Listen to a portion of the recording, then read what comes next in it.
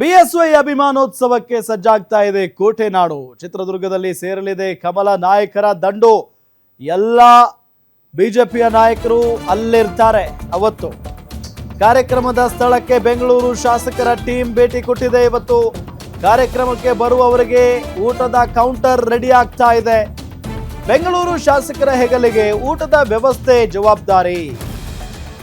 S R Vishwanath, Munirathna, Gopalaiah ಸೇರಿದಂತೆ ಹಲವು ಶಾಸಕರು ಭೇಟಿ ಕೊಟ್ಟಿದ್ದಾರೆ.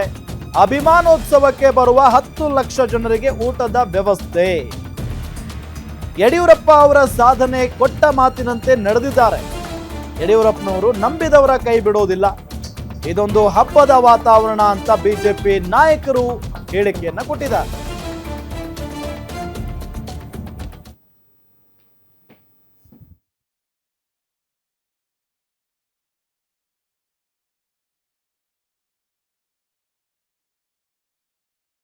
ಯಡಿಯೂರಪ್ಪನವರ ಸಾಧನೆ ಬಹುಶಃ ಈ ರಾಜ್ಯ ಕಂಡಂಥ ಒಂದು ರೈತ ಹೋರಾಟಗಾರರು ಕೊಟ್ಟ ಮಾತಿನಂತೆ ನಡ್ಕೊಳ್ಳೋವಂಥವ್ರು ಭಾಳ ಅಪರೂಪ. ರಾಜಕಾರಣದಲ್ಲಿ ಏನಾದರೂ ಒಂದು ವೇಳೆ ರಾಜಕಾರಣದಲ್ಲಿ ಕೊಟ್ಟ ಮಾತಿನಂತೆ ನಡ್ಕೊಳ್ತಾರೆ, ನಂಬುದವ್ರನ್ನ ಕೈ ಬಿಡಲ್ಲ ಅನ್ನೋ ಒಂದು ಹೆಸರು ಯಾರಿಗನ್ನ ಇದ್ದರೆ ಆ ಮೊದಲನೇ ಸಾಲಿನಲ್ಲಿ ಯಡಿಯೂರಪ್ಪನವ್ರು ಇರ್ತಾರೆ. ಅಂಥ ಯಡಿಯೂರಪ್ಪನವರ ಒಂದು ಕಾರ್ಯಕ್ರಮನ 50 ವರ್ಷದ ಅವರ ಹೋರಾಟದ ಜೀವನದ ಬಗ್ಗೆ, 50 ವರ್ಷದ ರಾಜಕೀಯದ ಸಾಧನೆ ಬಗ್ಗೆ ಇಂಥ ಒಂದು ಕಾರ್ಯಕ್ರಮದಲ್ಲಿ ನಾವೆಲ್ಲ ಬಂದು ಸೇರಿರೋದು ಭಾಳ ಸಂತೋಷ. ಇದನ್ನು ನೋಡೋವಂಥದ್ದೇ ನಮ್ಮ ಭಾರತೀಯ ಜನತಾ ಪಕ್ಷದ ಎಲ್ಲ ಕಾರ್ಯಕರ್ತರಿಗೂ ಸಹ ಒಂದು ಹಬ್ಬದ ವಾತಾವರಣ. 9ನೇ ತಾರೀಕು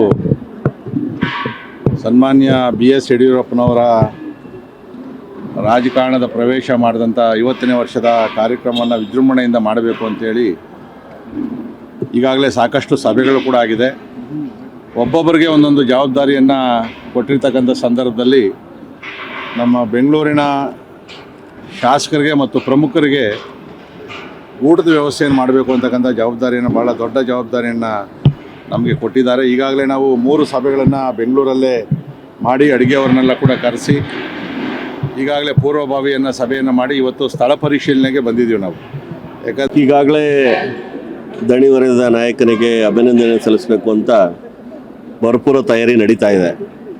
ತಾವು ಗಮನಿಸಿದಾಗೆ ಕಳೆದ 1 ವಾರದಿಂದ ಈ ವೇದಿಕೆ ಮತ್ತು ಸಭಾಂಗಣ ನಿರ್ಮಾಣದ ಕಾರ್ಯ ನಡೀತಾ ಇದೆ. ಜೊತೆಗೆ ಇವತ್ತು ವಿಶೇಷವಾಗಿ ಬೆಂಗಳೂರಿನ ನಮ್ಮೆಲ್ಲ ಶಾಸಕರ ತಂಡ ಬಂದು ಭೋಜನ ವಿಭಾಗ ಹೇಗಿರಬೇಕು, ಅದಕ್ಕೆ ಸಂಬಂಧಪಟ್ಟಂಥ ತಯಾರಿ ಹೇಗಿರಬೇಕು ಅಂತಕ್ಕಂಥ ಒಂದು ಮೀಟಿಂಗನ್ನು ಮಾಡಿ ಅವರು ಕೂಡ ಸ್ಥಳ ಪರಿಶೀಲನೆಯನ್ನು ಮಾಡಿ ಸುಮಾರು ಒಂದು 10 ಲಕ್ಷ ಜನಕ್ಕೆ ಬೇಕಾದಂಥ ಭೋಜನ ವ್ಯವಸ್ಥೆ ತಯಾರಿ ಹೇಗಿರಬೇಕು ಅಂತಕ್ಕಂಥ ಕೆಲಸ ನಮ್ಮ ಶಾಸಕರ ನೇತೃತ್ವದಲ್ಲೂ ಕೂಡ ನಡೀತಾ ಇದೆ. ಮುಖ್ಯವಾಗಿ ನಮ್ಮ ನಿರೀಕ್ಷೆ ಇರ್ತಕ್ಕಂಥದ್ದು ಈಗಾಗಲೇ ಸುಮಾರು 1,000ಕ್ಕೂ ಹೆಚ್ಚು ಜನ ಸ್ವಾಮೀಜಿಗಳು ಈ ಕಾರ್ಯಕ್ರಮದಲ್ಲಿ ಭಾಗವಹಿಸ್ತಾ ಇದ್ದಾರೆ. ರಾಜ್ಯದ ಎಲ್ಲ ನಮ್ಮ ಪ್ರಮುಖ ನಾಯಕರು ಭಾಗವಹಿಸ್ತಾ ಇದ್ದಾರೆ. ಒಂದು ನಮ್ಮ ಉಕ್ಕಿನ ಮನುಷ್ಯ ಅಂದರೆ ರಾಜಕೀಯ ಚಾಣಕ್ಯ, ಇವತ್ತು ಬಂಗಾಳದಲ್ಲಿ ಪಕ್ಷವನ್ನು ಅಧಿಕಾರಕ್ಕೆ ತಂದಿರತಕ್ಕಂಥ ಅಮಿತ್ ಶಾ ಅವರು ನಮ್ಮ ರಾಜ್ಯಕ್ಕೆ ಒಂದು ಪ್ರೇರಣಾದಾಯಕವಾಗಿ ಈ ಕಾರ್ಯಕ್ರಮಕ್ಕೆ ಬರ್ತಾ ಇದ್ದಾರೆ.